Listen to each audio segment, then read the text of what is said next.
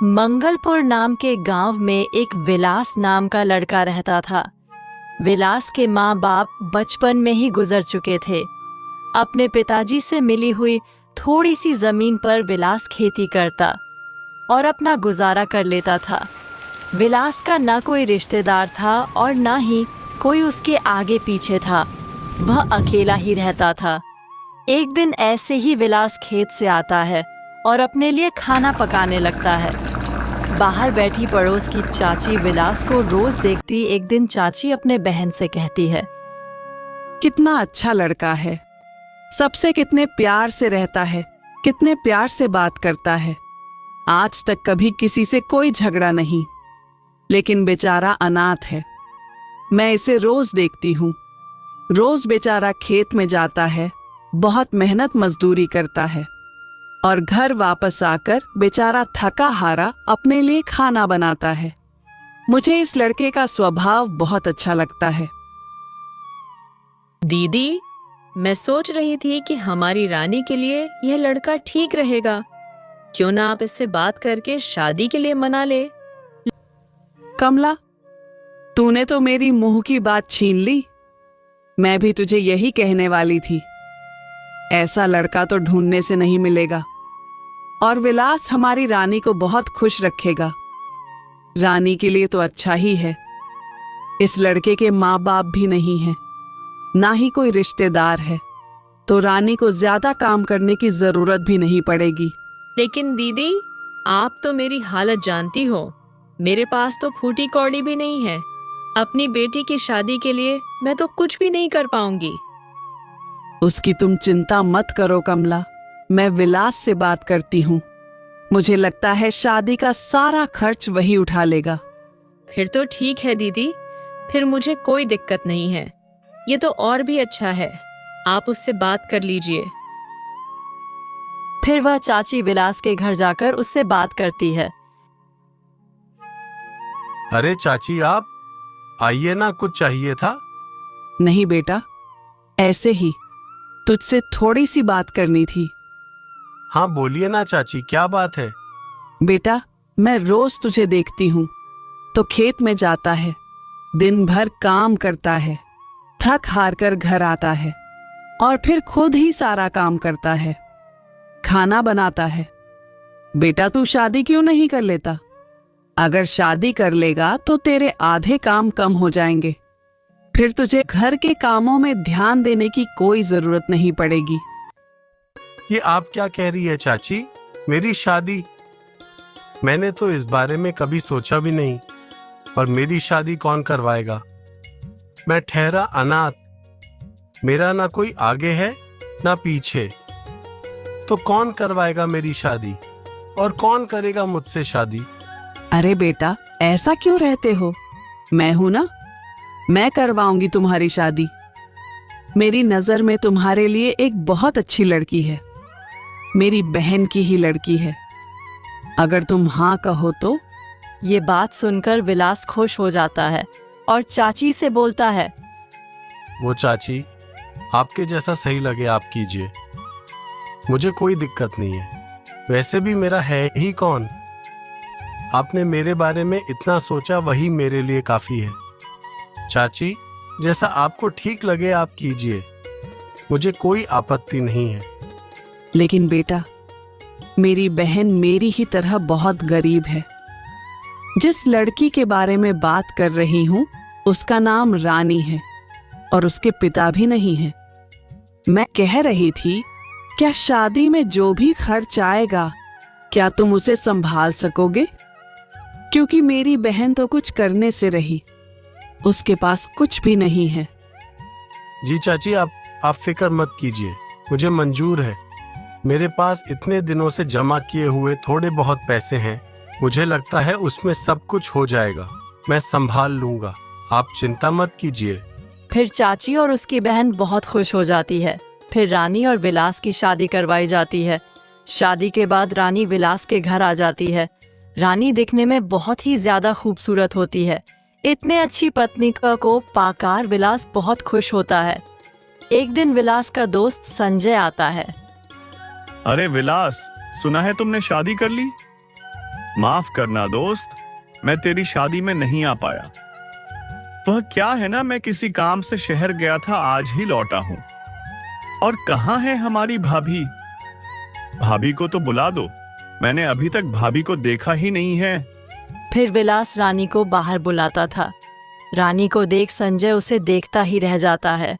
उसे रानी बहुत पसंद आती है। संजय रानी को मुंह दिखाई में सोने के झुमके देता है। सोने के झुमके देख रानी बहुत खुश हो जाती है। अरे संजय, इतना महंगा तोहफा लाने की क्या जरूरत थी? अरे ऐसे कैसे, इतनी अच्छी भाभी है, बाजार की सस्ती चीज मैं उनके लिए कैसे लेकर आता? एक ही तो भाभी है हमारी। और हां, भाभी को भी वह झुमके बहुत पसंद आए होंगे। क्यों भाभी, मैं सही कह रहा हूं ना? जी भैया, ये झुमके तो बहुत अच्छे हैं, मुझे बहुत पसंद है। आपका बहुत बहुत शुक्रिया। फिर कुछ दिन ऐसे ही बीत जाते हैं। एक दिन विलास खेत पर गया होता है। तभी मौका देखकर संजय वहां आता है और रानी से कहता है, यह देखो, मैं तुम्हारे लिए चांदी की पायल लेकर आया हूं। अरे वाह, ये तो सच में बहुत अच्छी है देवर जी। आपका बहुत बहुत धन्यवाद। एक बात बताओ, तुम मेरे लिए इतनी महंगी महंगी चीज क्यों लाते हो? वह क्या है ना, मैं शहर जाता हूं। शहर में मेरा आना जाना लगा रहता है। मुझे वहां कोई भी चीज दिखती है तो आपकी याद आ जाती है, फिर मैं आपके लिए ले लेता हूं। सस्ती चीजें का शौक मुझे शुरू से ही नहीं है। क्या हुआ भाभी, आपको पसंद नहीं है क्या? नहीं, ऐसी कोई बात नहीं है, मुझे तो ऐसी चीज बहुत पसंद है। मेरी बहुत इच्छा होती है कि मैं अच्छे अच्छे गहने पहनूं, अच्छी अच्छी साड़ियां पहनूं, लेकिन ये मुझे कुछ लाकर ही नहीं देते। जब भी लाते हैं कोई सस्ती सी चीज लेकर आते हैं जो मुझे बिल्कुल भी पसंद नहीं आती। विलास तुम्हें दे ही क्या सकता है? वह ठहरा बेचारा गरीब अनाथ, वह तुम्हें हमेशा ऐसे ही चीज दे सकता है। महंगी चीज लाना उसकी बस की बात नहीं। मुझे तो लगता है तुमने उससे शादी करके गलती कर दी है। तुम्हारी शादी तो किसी बड़े घर में किसी अच्छे लड़के के साथ होनी चाहिए थी, जो तुम्हें सब कुछ दे सके, तुम्हारी सारी इच्छाएं पूरी कर सके।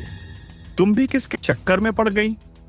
संजय रानी को अपनी बातों की जाल में फंसा लेता है और रानी भी उसके बातों में आ जाती है। फिर संजय रोज मौका देखकर विलास के घर आता है और रानी के लिए नई नई चीजें लाता है। रानी और संजय विलास को धोखा देकर चोरी चुपके मिलने लगते हैं। एक दिन संजय रानी से कहता है, हम कब तक ऐसे चोरी छुपे मिलते रहेंगे? तुम एक काम करो, तुम विलास को कुछ बहाना करके यहां से कहीं और भेज दो, फिर हमें चिंता करने की कोई जरूरत ही नहीं होगी। ठीक है, मैं ऐसा ही करती हूँ। फिर रानी एक दिन विलास को कहती है, सुनिए जी, आप कब तक ऐसे खेत में काम करते रहेंगे? इस छोटे से टुकड़े में आखिर हमें कितनी सी फसल होती है, उसमें हमारा गुजारा कैसा होगा? अभी तो हम दोनों ही हैं, कल को हमारे बच्चे होंगे, उनका गुजारा कैसे करेंगे? कुछ सोचा है? मैंने शादी से पहले ना जाने क्या क्या सोच रखा था, लेकिन वैसा कुछ भी नहीं है। कितने दिनों से एक ही साड़ी पहन रही हूँ, आप मुझे एक नई साड़ी तक नहीं दिला सकते? क्या आपको नहीं लगता आपको खेती छोड़ देनी चाहिए और कोई व्यापार करना चाहिए? तुम ठीक कहती हो रानी, लेकिन मैं करूं तो क्या करूं?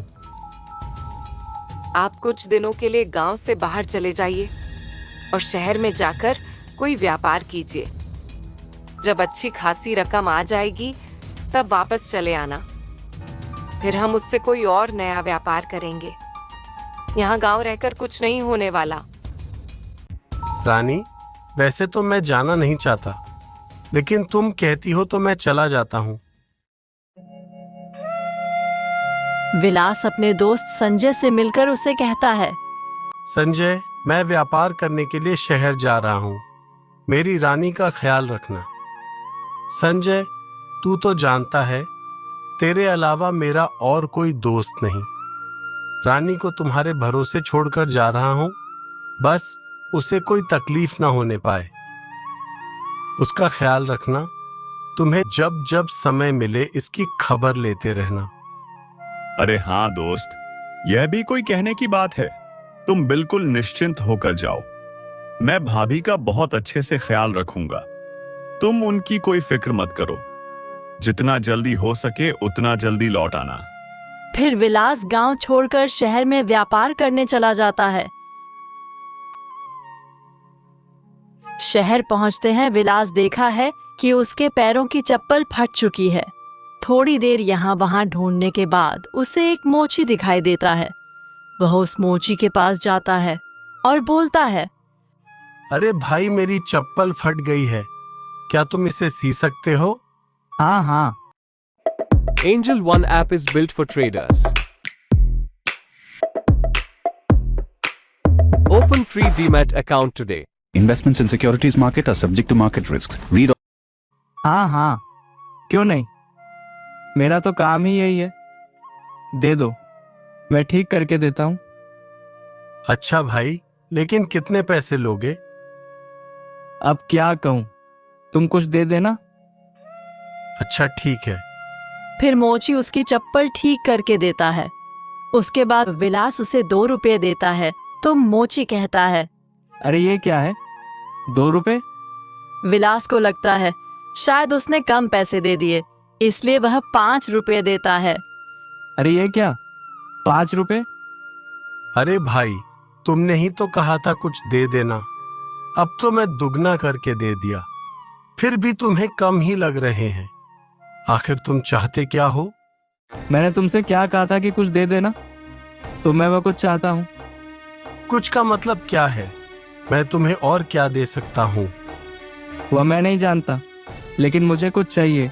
मैंने तुम्हें चप्पल सीने के बदले कुछ मांगा था और तुमने हाँ कहा था। अब तुम मुझे कुछ दो।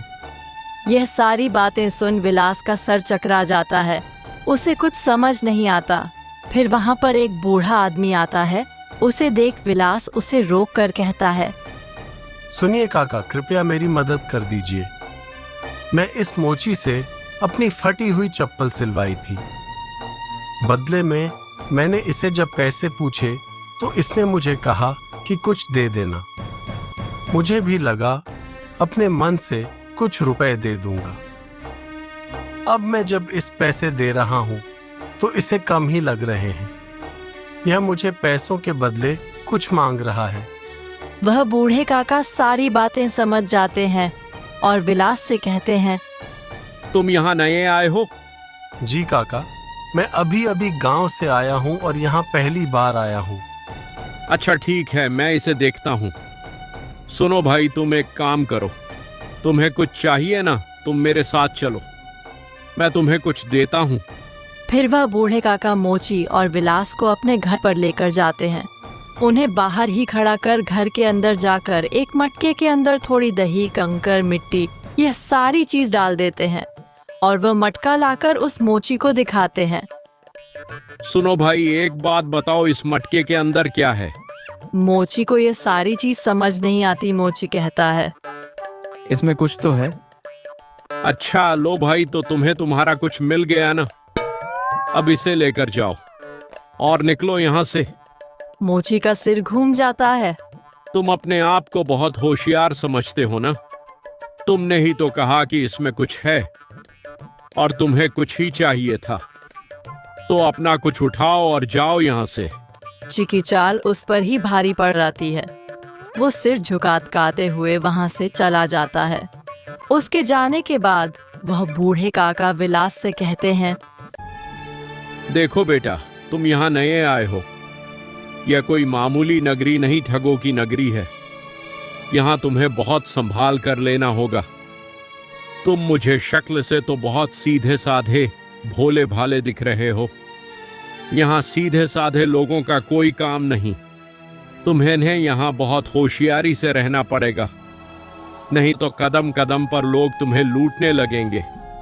यहाँ रहना आसान नहीं बेटा, यहाँ के लोग बहुत शातिर हैं। काका, मैं मजबूरी में यहाँ आया हूँ, दरअसल मैं व्यापार करना चाहता हूँ। गांव में जमीन का छोटा सा टुकड़ा है जिसमें मुझे कुछ भी फसल नहीं हो पाती, ना के बराबर होती है।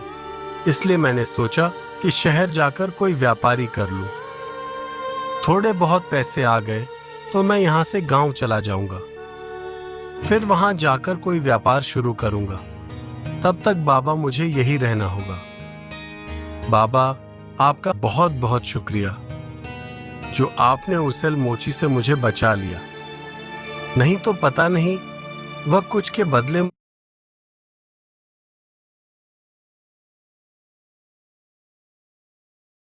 मुझे क्या क्या मांग लेता। मैं तो फंस ही गया था। बाबा, क्या आप मुझ पर एक एहसान और करेंगे? मैं यहां किसी को नहीं जानता।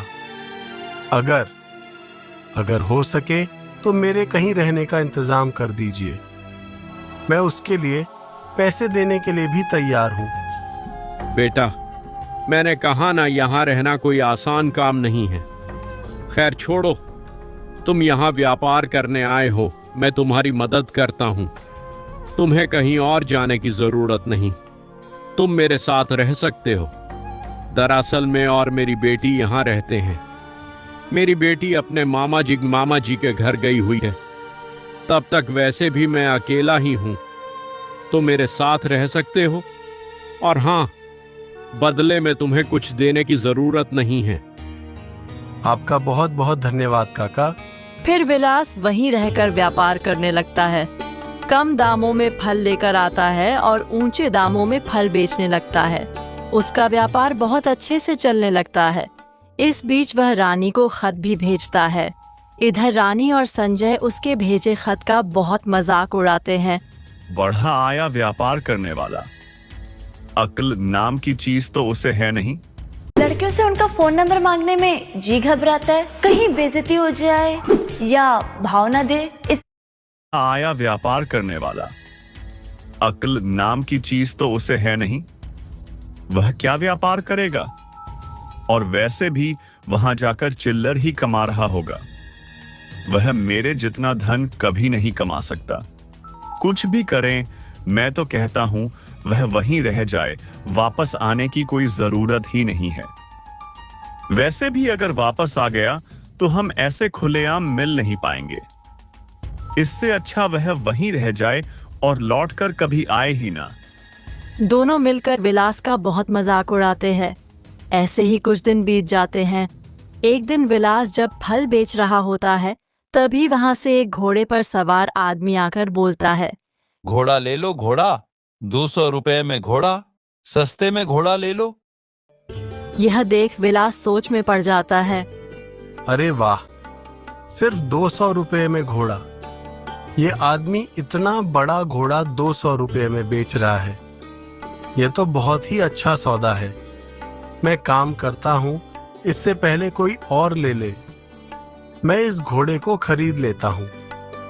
वैसे मुझे व्यापार करने के लिए इस घोड़े की जरूरत पड़ेगी। इस घोड़े की मदद से मैं दूर दूर तक जाकर व्यापार कर सकता हूं। ऐसा सोचते हुए विलास उसे घोड़े वाले के पास जाकर कहता है, अरे भाई, ये घोड़ा मुझे चाहिए। ये लो तुम्हारे 200 रुपए और मुझे घोड़ा दे दो। वह घोड़े वाला उसे खिलौने वाला घोड़ा थमा देता है। ये लो तुम्हारा घोड़ा, अब मैं चलता हूँ। अरे, ये कैसा मजाक है? तू मुझे ये कौन सा घोड़ा थमा रहा है? ये तो बच्चों का खिलौना है। हाँ तो मैं इसी घोड़े की बात कर रहा था। अरे, ऐसे कैसे? मैं इस घोड़े की नहीं, तुम जिस घोड़े पर बैठे थे उसे घोड़े की बात कर रहा था। मैंने उसके लिए तुम्हें 200 रुपए दिए थे। अब निकालो मेरे पास 200 रुपए। ये खिलौने वाला घोड़ा लेकर मैं क्या करूंगा? तुमने क्या मुझे पागल समझकर रखा है कि खिलौने वाला घोड़ा मैं तुमसे 200 रुपए में खरीदूंगा? ये तू क्या कह रहा है? यहाँ ऐसे नहीं होता। एक बार सौदा हो गया तो हो गया। यहाँ नया आया है क्या? तुझे कुछ पता भी है या नहीं? यहाँ एक बार सौदा हो गया तो फिर मुकर नहीं सकते। मैं तो पैसे वापस लेकर रहूंगा। मेरी बहुत मेहनत की कमाई है। मैं तुम्हें ऐसे लुटने नहीं दूंगा। ए, चल निकल यहाँ से। अगर ज्यादा मुंह चलाया तो अपने आदमी से कहकर यही तुम्हें पीट दूंगा। पता नहीं कहां कहां से आ जाते हैं। चल निकल यहाँ से, मेरा रास्ता छोड़। विलास बहुत परेशान हो जाता है और बूढ़े बाप काका के पास जाकर ये सारी बातें बताता है। बूढ़े काका उससे बोलते हैं, विलास, मैंने तुम्हें पहले ही कहा था कि यहाँ बहुत होशियारी से रहना होगा। अब तुम यह क्या मुसीबत लेकर आए हो? खैर छोड़ो, कोई बात नहीं, मैं अभी उसे सबक सिखाता हूँ। फिर वह बूढ़े काका एक जगह जाकर बैठ जाते हैं। वहां से वहीं घुड़सवार जा ही रहा होता है, तभी उसे देख बूढ़े काका चिल्लाते हैं, सोने की चद्दर ले लो, सोने की चद्दर, विदेश की चद्दर। आओ आओ भाई, बहुत सस्ते में सोने की चद्दर। ऐसी चद्दर तुम्हें कहीं नहीं मिलेगी। जल्दी ले लो, एक ही बची है। सोने की चद्दर ले लो। ये बात सुन वह घुड़सवार सोचता है, अरे वाह, सोने की चादर, वो भी विदेशी। पता नहीं हमारे यहाँ ये कौन बेवकूफ सोने की चादर बेच रहा है, वह भी इतने सस्ते में। सोने की चीज कोई भला ऐसे रास्ते में बेचता है? मुझे लगता है कोई पगलेट ही होगा।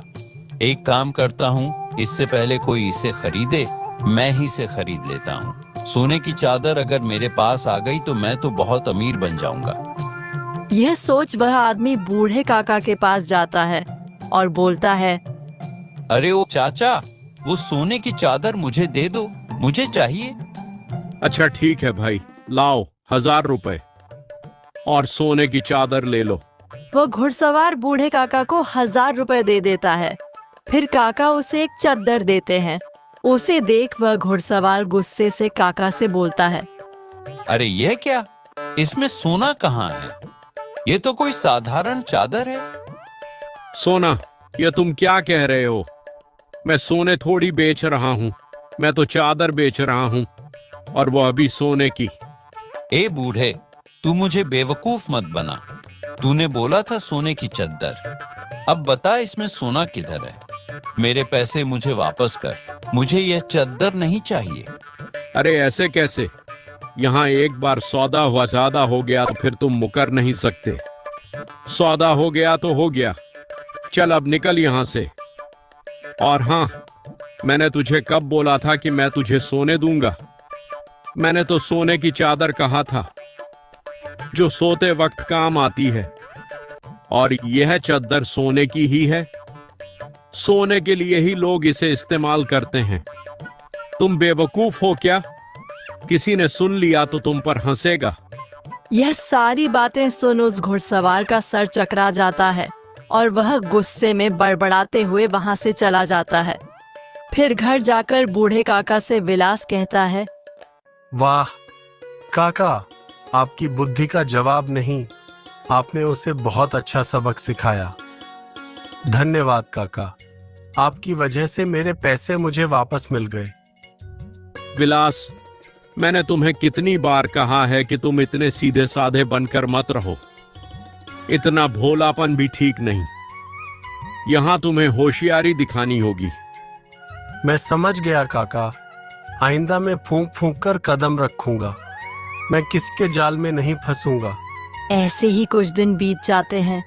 एक दिन एक अंधा आईने में अपने आप को देखकर अजीब अजीब शक्ल बना रहा होता है। तभी विलास को उसे देखकर हंसी आ जाती है। अंधे को यह देख बहुत गुस्सा आता है। वह विलास को कहता है, ए लड़के, तो मेरी आंख तुम्हारे पास है, मेरी आंख मुझे वापस करो। सोचो, गाना सुनते ही तुम्हारे खाते में पैसा बढ़ने लगे। फैन टीवी पर बस गाने सुनो और शॉर्ट वीडियो देखो, पेमेंट। लड़के, तो मेरी आंख तुम्हारे पास है, मेरी आंख मुझे वापस करो। अरे ये तुम क्या कह रहे हो? तुम्हारी आंख मेरे पास नहीं है। छोड़ो हो मुझे, जाने दो। आते हो, मैं कितनी बार तुम्हारी मदद करूं, तुम सुधरते क्यों नहीं? तुम्हारे पास दिमाग है भी या नहीं? तुम बार बार इन लोगों के जाल में क्यों फंस जाते हो? मुझे माफ कर दो काका, इस बार तो मैंने कुछ किया भी नहीं था। बस उसे देखकर मुझे थोड़ी हंसी आ गई थी और उस अंधे ने मुझे वही पकड़ लिया। अगर मैं उसे यहाँ नहीं